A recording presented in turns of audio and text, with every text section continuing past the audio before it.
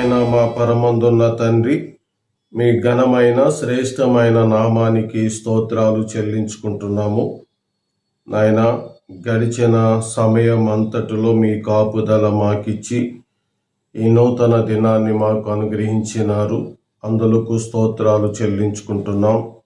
ఈ దినమందు నీ ప్రియ బిడ్డలు విశ్వాసమందు ఎదుగుటకు, నిరీక్షణ యందు ఎదుగుటకు, సత్యమందు ఎదుగుటకు సహాయం చేయండి నాయనా. నీ ప్రియులు మరింత లోతుగా ఆత్మ సంబంధమైన బలాన్ని కలిగుండే కృప దయచేయండి. ఈరోజు నీ ప్రియ బిడ్డలు కుటుంబ అవసరతలు ఏదైతే నలుగుచూ ఉన్నారో అవన్నిటిలోనూ మీ సహాయము, మీ కృపను దయచేయమని, ఈరోజు వాక్యము ద్వారా నాతో మాట్లాడమని ప్రభువును రక్షకుడైన యేసుక్రీస్తు వారి అతిశ్రేష్టమైన నామమున ఈ ప్రార్థన అడుగుచున్నాము తండ్రి, ఆమేన్. ప్రభునందు ప్రియులారా, ప్రభు పేరిట నా ప్రేమ వందనాలండి. ఈరోజు మనం దేవుని దివ్యవాక్యాన్ని చదువుకుందామండి. మనము యెషయా గ్రంథములోనే కొన్ని చిన్న వివరణలు పొందుకుంటూ వస్తున్నాము. యెషయా గ్రంథంలో మొదటి అధ్యాయంలో కొన్ని విషయాలు ధ్యానం చేసినాము. మొదటి అధ్యాయము త్వరలో ఇంకనూ నెరవేరుతుందని, యేసుప్రభు మొదటి రాకడలో నెరవేరినదని మనం జ్ఞాపకం చేసుకోవటం జరిగిందండి. ఇశ్రాయేలీలు ఖచ్చితంగా మొదటి నుండినట్టు వారికి న్యాయాధిపతులు నియమింపబడి నీతిగల పట్టణముగా, నమ్మకమైన నగరముగా యెరూషలేము ఉండే కాలము ఇదేనని, ఇంకనూ రాబోయే కాలమందు మరింత లోతుగా ఈ యెరూషలేము ఉంటుందని దేవుని వాక్యము తెలియజేస్తుంది. 2వ అధ్యాయములో దేవుని రాజ్యము భూమి మీదకి దిగి రాబోతుంది. అంత మాత్రమే కాదు, దేవుని రాజ్యము విజయము సాధిస్తుంది అనేది తేటగా చెప్పబడుతూ వస్తుంది. 2వ అధ్యాయంలోనూ చాలా విషయాలు మనం కొన్ని రోజుల పాటు ధ్యానం చేద్దామండి. తప్పగా వినండి, వీడియోకి లైక్ కొట్టండి, ఇతరులకు షేర్ అవుతుంది. అలాగే గంట సింబల్ నొక్కని వారు గంట సింబల్ నొక్కి మా వీడియోలు ఎప్పటికప్పుడే పొందుకోండి. ప్రభువు మిమ్మల్ని దీవించునుగాక. రండి, యెషయా గ్రంథం 2వ అధ్యాయము 1 నుండి 4, 5 వచనాల వరకు చదువుకుందాం. యోదాను గూర్చియు యెరూషలేమును గూర్చియు ఆమోజు కుమారుడైన యెషయాకు దర్శనము వలన కలిగిన దేవోక్తి. అంచె దినములలో పర్వతముల పైన యెహోవా మందిర పర్వత శిఖరమును స్థిరపరచబడి కొండల కంటే ఎత్తుగా ఎత్తబడును. ప్రవాహము వచ్చినట్లు సమస్త అన్యజనులు దానిలోనికి వచ్చెదరు. ఆ కాలమున సియోనులో నుండి ధర్మశాస్త్రము, యెరూషలేములో నుండి యెహోవా వాక్కు బయలు వెళ్ళెను. జనులు గుంపులు గుంపులుగా వచ్చి యాకోబు దేవుని మందిరమునకు, యెహోవా పర్వతమునకు మనము వెళ్ళుదము రండి, ఆయన తన మార్గముల విషయమై మనకు బోధించును, మనం ఆయన త్రోవలలో నడుచుదుము అని చెప్పుకొందురు. ఆయన మధ్యవర్తి అయి అన్యజనులకు న్యాయము తీర్చును, అనేక జనములకు తీర్పు తీర్చును.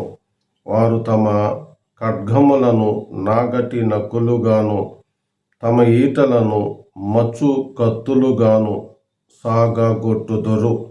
జనము మీదికి జనము ఖడ్గమెత్తక యుండును. యుద్ధము చేయ నేర్చుకొనుట ఇక మానివేయను.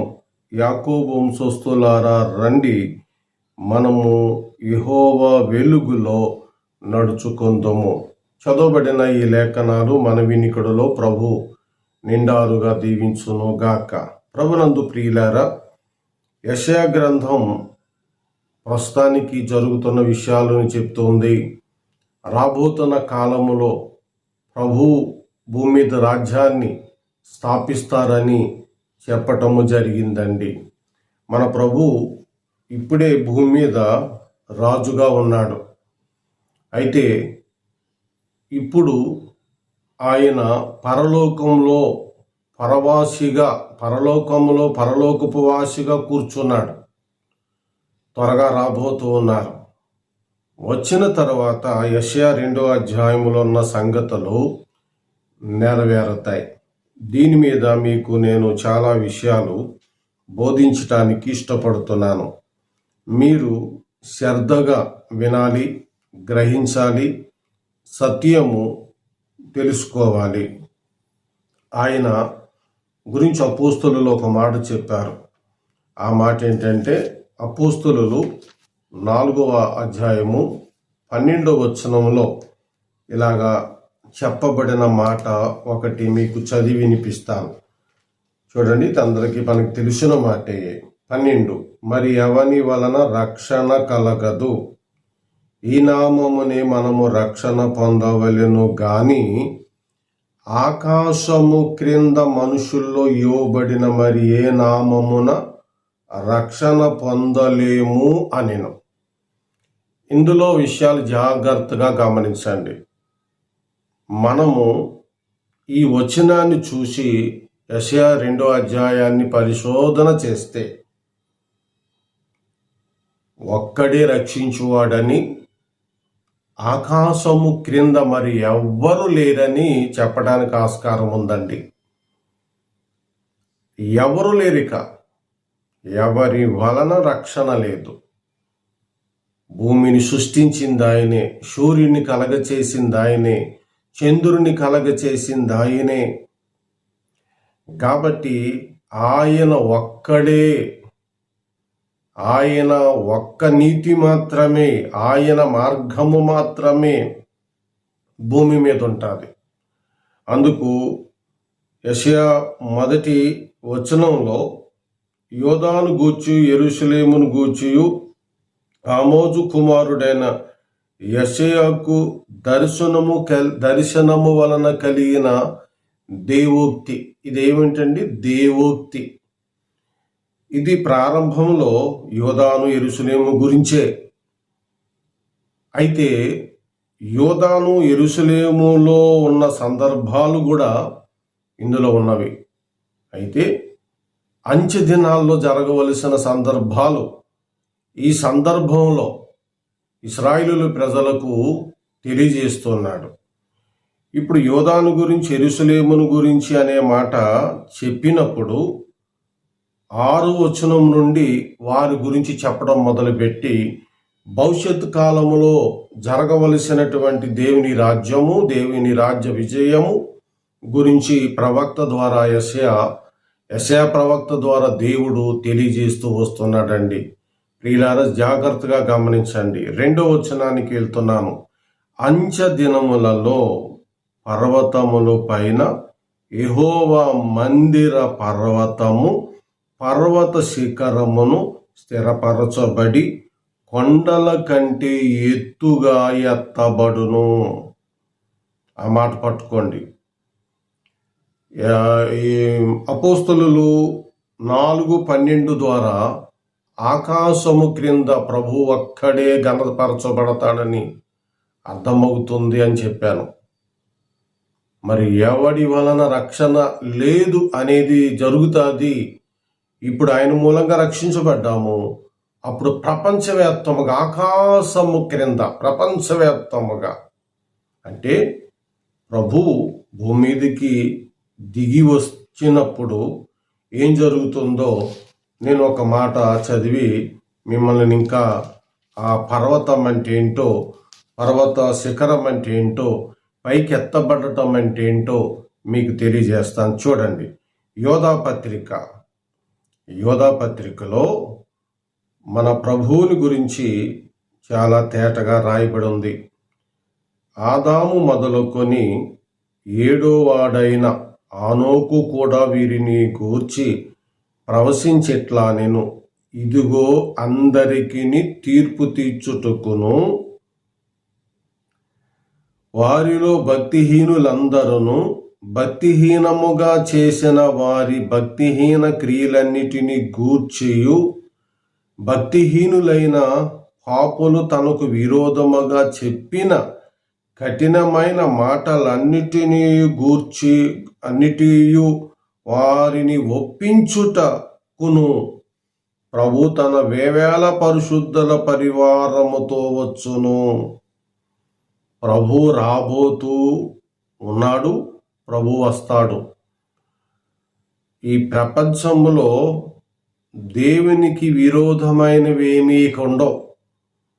కాబట్టి ఆయన పాపులు తనకు విరోధంగా చెప్పిన ప్రతి మాట ఒప్పించుటకు ఆయన రాబోతూ ఉన్నాడు. ఇప్పుడు మన ఆంధ్ర తెలంగాణ రాష్ట్రంలో బైబిల్కి వ్యతిరేకమైన పుస్తకాలు రాశారు. టీవీ ఛానల్ ఉన్నవి, మీ సోషల్ మీడియాలు ఉన్నవి, మీడియా వర్క్ చేసేవారు ఉన్నారు. వీళ్ళందరి నిమిత్తము ప్రభు రాబోతూ ఉన్నాడు. వచ్చిన తర్వాత వీళ్ళందరినీ ఒప్పింప చేస్తాడు. కాబట్టి యెషయా 2:2 ప్రకారంగా ప్రవాహము వచ్చునట్లు సమస్త జనులు దానిలోనికి వచ్చేదారు.